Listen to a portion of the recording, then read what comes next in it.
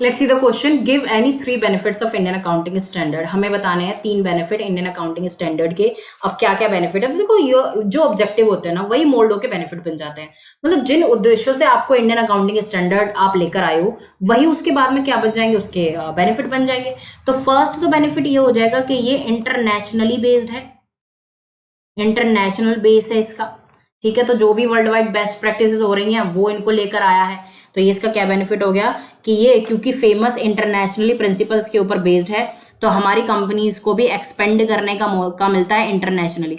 क्योंकि देखिए अब जो अकाउंटिंग स्टैंडर्ड हम लोग एक कंपनी में इंडिया में यूज कर रहे हैं, अगर वो कंपनी एक्सपेंड होना चाहती है किसी और कंट्री में तो वहां पर भी वही अकाउंटिंग स्टैंडर्ड काम करेंगे और वहां पर भी लोगों को किसी स्पेशल स्किल की जरूरत नहीं पड़ेगी, हमारे लोग वहां पर काम कर लेंगे। तो एक्सपेंशन में उसको हेल्प मिल जाएगी।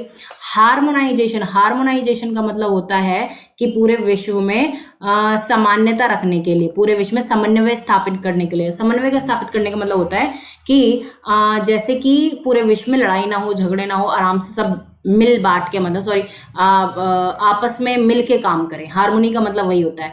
तो इन अकाउंटिंग स्टैंडर्ड से क्या हो गया है कि पूरे विश्व में एक हार्मोनी आ गई है कि सारे अकाउंटिंग स्टैंडर्ड लगभग क्या है, वो सेम सेम है, ठीक है। उसके बाद थर्ड सबसे इंपॉर्टेंट हो जाता है कि एक्सेप्टेंस और एक्सेप्टेंस एट ग्लोबल लेवल, कि इसकी वजह से हमारे अकाउंटिंग स्टैंडर्ड्स भी, हमारे फाइनेंशियल स्टेटमेंट भी और हमारी फाइनेंशियल चीज़ें भी ग्लोबल लेवल पे एक्सेप्टेड होती हैं, कि उनको पता है कि हम भी कोई नॉर्मली अकाउंटिंग स्टैंडर्ड यूज़ नहीं करते हैं, हमने भी जो अपने इंडियन अकाउंटिंग स्टैंडर्ड बनाए हैं वो IFRS के प्रिंसिपल्स पर ही बनाए हैं। तो हमारे अकाउंटिंग स्टैंडर्ड भी काफ़ी अच्छे हैं और हमारा कंप्लायंस भी बहुत अच्छा है, ठीक है। क्योंकि हमारा कंप्लायंस अच्छा है तो हमें ग्लोबल लेवल पर हमें भी एक्सेप्ट किया जाएगा। तो यही 3 मेजर बेनिफिट थे किसके, इंडियन अकाउंटिंग स्टैंडर्ड के। And I hope this is the proper explanation to this question.